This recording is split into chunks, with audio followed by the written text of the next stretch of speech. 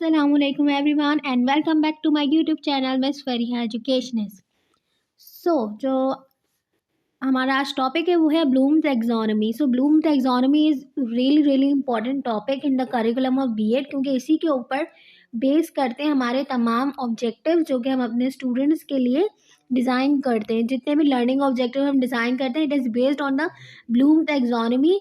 और उसके ऊपर क्यों बेस करते हैं? क्योंकि अगर आप ब्लूम टैक्सोनॉमी को देख के नहीं बनाएंगे तो आप बच्चों के तमाम जो है वो सारी जो एक एक्सपेक्ट्स होते हैं ना उनको आप चेक या उनको इवैल्यूएट नहीं कर सकते और उन पे वर्किंग नहीं कर सकते। इसलिए ब्लूम टैक्सोनॉमी एक हायरार्चिकल मॉडल है, यानी कि स्टेप बाय स्टेप मॉडल है जिसके अंदर क्लासीफाई करते हैं एजुकेशनल ऑब्जेक्टिव्स को। यानी कि ये क्या कर रहा है, क्लासीफाई कर रहा है, यानी कि डिवाइड कर रहा है डिफरेंट ऑर्डर्स में और डिफरेंट डोमेन्स में लर्निंग ऑब्जेक्टिव को उनकी कॉम्प्लेक्सिटी के मुताबिक कि कौन सा डोमेन या कौन सा जो है वो पार्ट बहुत ज़्यादा इंपॉर्टेंट है, कौन सा ऑब्जेक्टिव बहुत ज़्यादा इंपॉर्टेंट है, किसकी कॉम्प्लेक्सिटी कैसी है उसके लिए। तो इसलिए इन्होंने हमारे जो लर्निंग ऑब्जेक्टिव्स है उसको ऑर्गेनाइज किया है और उसको ऑर्गेनाइज करा है 3 डोमेन्स के अंदर, जिसमें एक इम्पॉर्टेंट है बहुत ज़्यादा कॉग्निटिव डोमेन, बहुत ज़्यादा इंपॉर्टेंट होता है। इसके बाद है इफेक्टिव डोमेन और उसके बाद है सेंसरी और साइकोमोटर डोमेन, और ज़्यादातर इसको साइकोमोटर डोमेन से ही जाना जाता है। ये थी हमारी इनिशियल पार्ट के ब्लूम टैक्सोनॉमी आखिर है क्या। It is a set of hierarchical models, यानी कि इसके अंदर सेट है 3 हायरार्चिकल मॉडल्स के, यानी कि 3 स्टेप बाय स्टेप मॉडल्स के, जो कि एक पैरामिड के फॉर्म में है, जिनके अंदर जिसके अंदर 3 डोमेन्स हैं। ओके, उन डोमेन्स के बारे में भी हमने पढ़ा कि वो कौन से डोमेन्स हैं। मूविंग फॉरवर्ड, तो ये है वो डोमेन जिसके अंदर है साइकोमोटर। ठीक है, इसमें है हमारे पास साइकोमोटर, ये रहा, जिसके अंदर मैनुअल फिजिकल स्किल्स होती है। इनको हम जो है अभी आगे जाके बहुत ज़्यादा डीपली डिस्कस करेंगे, but today we are going to talk about the cognitive mental skills and knowledge. ठीक है, तो आज का हमारा मेन पार्ट जो है वो ये है। अभी हम इनिशियल ले लेते हैं कि कौन से 3 डोमेन्स होते हैं। साइकोमोटर होता है, अफेक्टिव डोमेन होता है और कॉग्निटिव डोमेन होता है। There are 3 domains in Bloom taxonomy that is really important, and they are also further divided into in a kind of a pyramid and having a different stages in it. Okay, but today we are going to discuss cognitive domain because we are going to discuss it deeply today. So let's move forward. Before going to ahead, हम एक छोटा सा जो है वो check कर लेते हैं इसका कि ब्लूम टैक्सोनॉमी किसने बनाई थी। ब्लूम्स टैक्सोनॉमी बेंजामिन ब्लूम्स ने बनाई थी 1956 में, and he was an educational psychologist, जो कि एक एजुकेशनल साइकोलॉजिस्ट है यूनिवर्सिटी ऑफ शिकागो में। ठीक है, ये इसका बैकग्राउंड है। इन्होंने 2 बनाई थी। ठीक है, एक पहली बनाई थी, उसके बाद इन्होंने इसको रिवाइज कर दिया था, जिसके बाद इसके कुछ स्टेजेस के नाम चेंज हो गए, but we do not need to be deep down in that thing. But हमारे लिए इंपॉर्टेंट ये कि कौन से स्टेजेस हैं, उन पे क्या क्या काम होता है। अच्छा, वो 3 डोमेन्स कौन से, वो हम पहले ही पढ़ चुके हैं। कौन कौन से? कॉग्निटिव डोमेन है, इफेक्टिव डोमेन है और साइकोमोटर डोमेन है। चलिए आगे बढ़ते हैं, हम कॉग्निटिव डोमेन पर डिस्कशन करने वाले हैं। तो ये आ गया हमारा कॉग्निटिव डोमेन।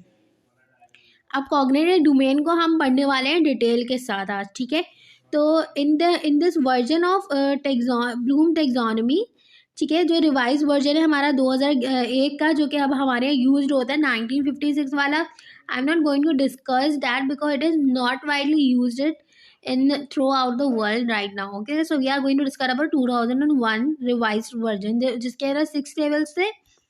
ठीक है, जो के थे remember, understand, apply, analyse, evaluate, create, and the name is change from noun to verb. यानी कि पहले जो है वो इन्होंने जस्ट ये था कि पहले ये सारे काम सबके अंदर दोनों के अंदर सेम हो रहा है, बट पहले ये नाउन्स थे और आफ्टर डैट इन्होंने इसको कन्वर्ट कर दिया वर्ड्स में, क्योंकि इनको ये लगता था कि ये जो है वो काम हो रहा है, ये कोई नाउन नहीं है, these are the words and ये एक्शन है जो कि परफॉर्म हो रहे, तो इसलिए they have revise them into nouns, from nouns to verb. So ये आगे हमारा मेन, आज की जो हमारा मेन है वो अब आ चुका है। So this is the main thing. ये रहा 1956 का और ये रहा 2001 का।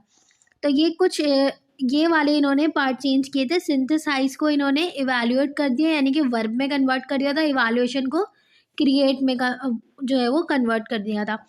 सो चलिए हम इस वाले पे फोकस करते हैं, जिसके अंदर पहला है हमारे पास रिमेंबर। ठीक है, रिमेंबर है, फिर है हमारे पास अंडरस्टैंड, इसके बाद हमारे पास अप्लाई, एनालिसिस, इवैल्यूएट और क्रिएट। तो ये हैं हमारे 6 पार्ट ब्लूम टैक्सोनॉमी के, और ये हमेशा एक पिरामिड में होता है। सबसे पहले हम ये स्टेज अचीव करते हैं, फिर हम इस स्टेज पे आते हैं, फिर हम इस पे आते हैं, फिर इस पे, फिर इस पे और फिर इस पे आते हैं। ये हमारा यूं चलता हुआ ऊपर जाता है। ठीक है, तो अब हम इसको यूज़ कैसे करते हैं, इन्हीं को देखते हुए हम अपना ऑब्जेक्टिव डिफाइन जो डिज़ाइन करते हैं, जिसमें पहला ऑब्जेक्टिव हम जो बनाते हैं वो रिमेंबर का बनाते हैं। 2-3 रिमेंबर में बना सकते हैं, 2-3 अंडरस्टैंड में बना सकते हैं, अप्लाई पे बना सकते हैं, एनालिसिस पे बना सकते हैं, और ये कुछ डिवाइडेड है लोअर और हायर ऑर्डर थिंकिंग में। ठीक है, तो अब ये जो इतना वाला हमारा पार्ट है ना, ये लोअर ऑर्डर थिंकिंग है। ठीक है, और ये जो अबव वाला पार्ट है हमारा, ये हाई ऑर्डर थिंकिंग में आता है। ठीक है, तो हमारा हमेशा जो है वो हमने इसलिए इसी को क्रिएट किया है ताकि हम बच्चों को बोथ जो है वो एक्सपेक्ट में जो है वो इवैल्यूएट कर सकें, उनको जांच कर सकें, उनको पढ़ा सकें, उनके ऊपर डिफरेंट स्ट्रैटेजीज, उनके ऑब्जेक्टिव प्लान कर सकें, लोअर ऑर्डर में भी और हायर ऑर्डर में भी। Let's move ahead. तो अब हम आगे बढ़ते हैं। तो हमारे पास ये है, सबसे पहला वाला आ चुका है, जो कि है हमारे पास फर्स्ट पार्ट, जिसको हम क्या कह रहे हैं, नॉलेज। तो नॉलेज क्या है, it involves the recall of specific universals, the recall of the method and process, और the recall of the pattern and structure. यानी कि जो चीज़ हमने बच्चों को पढ़ा दी है उसको हम रिकॉल कर रहे हैं अब इसके अंदर। लाइक फॉर एग्जाम्पल, मैंने अगर कहा कि how many provinces are there, तो उन्होंने बता दिया कि हमने आज प्रोवेंसेस के बारे में पढ़ा है, and I have asked to them how many provinces are there, तो वो मुझे बता देंगे 4। तो इसका मतलब है कि उनको नॉलेज मिल गई है। ठीक है, यानी कि उनके पास अब कुछ नॉलेज या कुछ इन्फॉर्मेशन आ गई। तो ये हमारा पहला स्टेज होता है। अब सेकंड स्टेज है हमारे पास कॉम्प्रीहेंशन।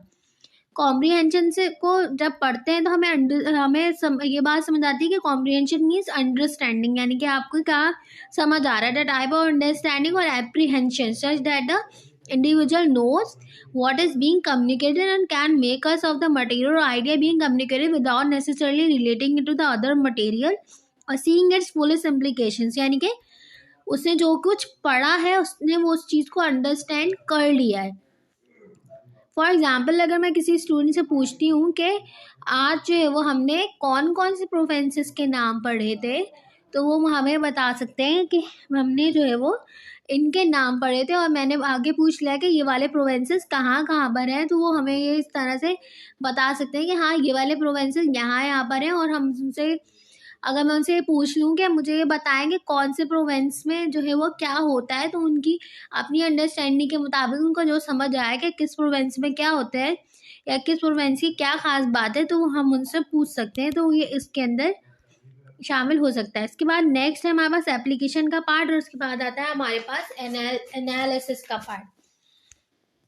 अच्छा, तो एप्लीकेशन के पार्ट में क्या है, application it refers to the use of abstractions in particular and concrete situations. यानी कि यहाँ पर वो अपनी एब्स्ट्रैक्ट थिंकिंग करते हैं, यानी कि जो कुछ उन्होंने अंडरस्टैंड कर लिया है अब उसको वो दूसरी जो है वो सिचुएशंस में रखकर जो है वो सोचते हैं, यानी कि एब्स्ट्रैक्ट थिंकिंग करते हैं। यानी कि यू कैन से कि थोड़ा सा हट कर सोचना यहाँ चाहते हैं हम, डिफ्रेंशिएट करवा सकते हैं यहाँ पर उनसे कि differentiate between this and this part and anything. उसके बाद एनालिसिस का मतलब होता है कि उनको जो भी उन्होंने चीज़ें सीख ली हैं, जो भी आइडियाज़ उनके पास आ चुके हैं, उसको जो है वो ब्रेक डाउन करें और उसको डिफरेंट पार्ट्स के ना डिवाइड करके और उसको एक्सप्रेस करने की, उस आइडिया को एक्सप्रेस करने की कोशिश करें। ठीक है, उसके बाद हमारे पास नेक्स्ट स्टेज है सिंथेसाइजेस, और उसके बाद आता है हमारे पास लार्ज इवैल्यूएशन।